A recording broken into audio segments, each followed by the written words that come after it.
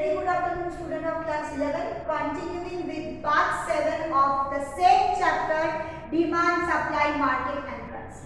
Now, in my last class, I have said that on the degree of competition, the market can be divided under several groups. What is the meaning of degree of competition? The degree of competition means the presence of buyer and seller in the market. It is a common feature of the market. In most of the markets, the number of buyers are large. Seller may be less. It cannot be enormous. Seller I am talking about. But the number of buyers is always all the time large, very large, except some few cases. Okay. So, on the basis of degree of competition, market can be divided into 6 groups. 1. Perfect competition. Number 2, monopoly market. Number 3, monopolistic competition. Number 4, oligopoly market. Number 5, monopoly market. Number 6, oligopoly market. Okay, at least 6 for class 11 you have to know. In higher, if you go to the higher classes, classification will increase. That is a different topic. So I am starting with the perfect competition. The perfect competition means the market which is perfect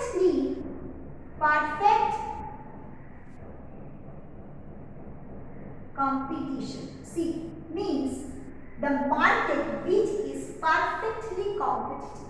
Then competition among whom? The competition there is a very tough competition among the sellers. Now question is that why? Because the number of the sellers are too much, enormous, uncountable.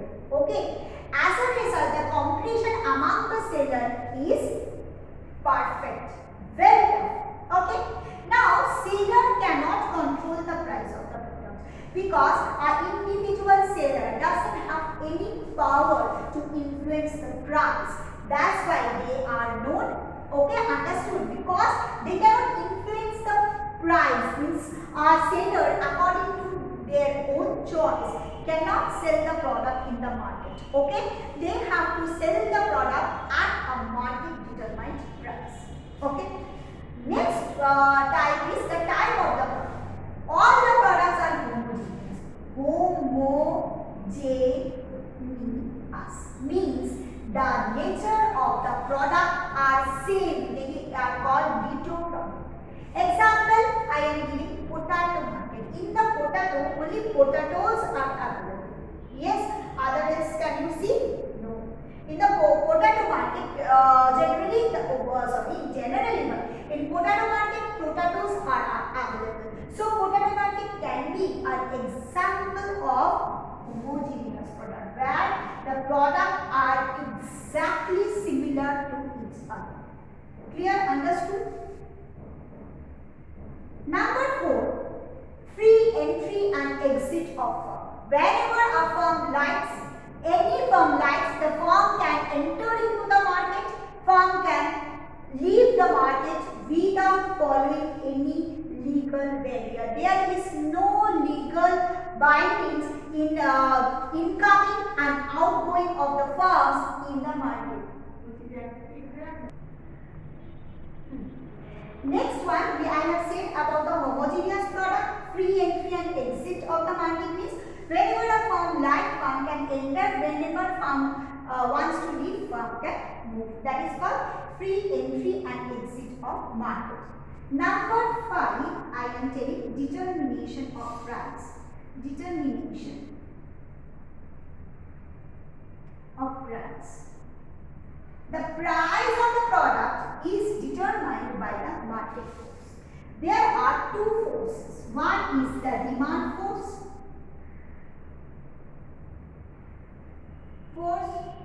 Another one is supply force.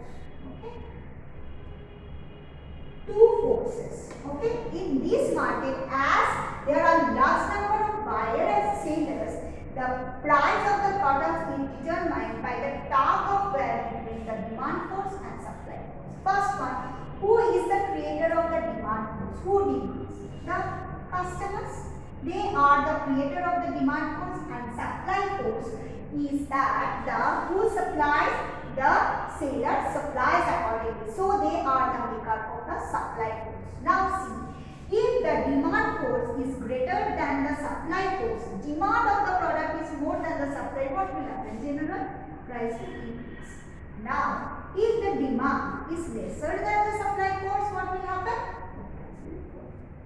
So, one time the price will increase, again the price will fall. The constantly the tug and war between the demand and supply is happening. But a situation will come, the demand should be equal to supply and the price becomes stable, and that is called equilibrium price. Okay, always in the perfect, it is just a concept. In the reality we cannot find any perfect competition because all the markets are tend to be imperfect. That is afterwards. Now see, in the perfect competition, the price of the product is determined by market force. The price of the product is determined by market force, means between the between the demand and supply force, means the demand force and supply force will determine the price of the product. When demand force is more than the supply force, the price will increase and vice versa. Am I clear? Next one is that in the sixth point, there is absence of advertisement cost.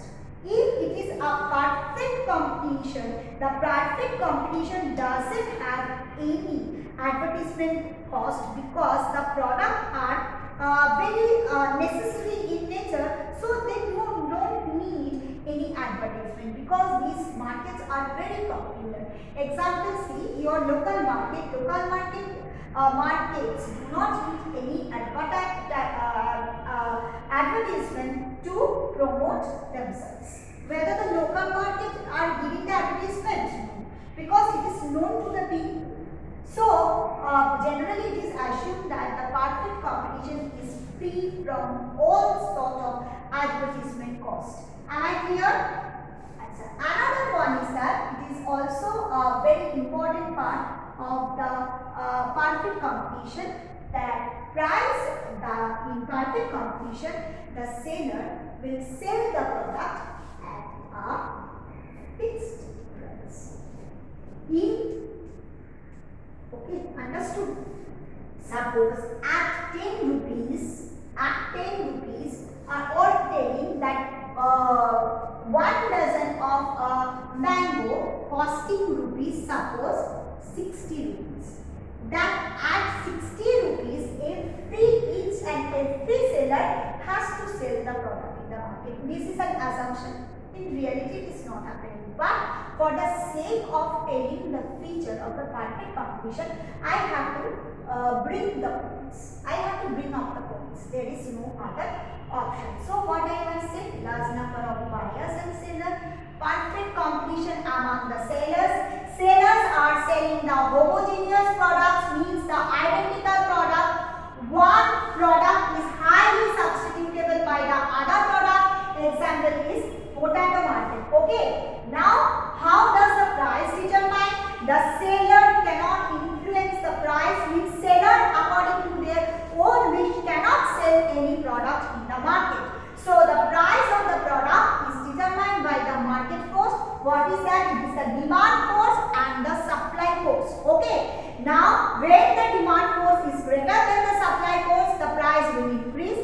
When the demand force is lesser than the supply force, the price will fall. But as time will come, when the total market demand should be equal to the total market supply and the stable and equilibrium price is achievable. Okay. Next is that free entry and exit of the firm. Whenever a firm like a firm can enter and exit, there is no legal barrier. Okay, understood? Another one, this type of market doesn't have any advertisement cost, and the firm will sell the product at a particular price. Okay, thank you.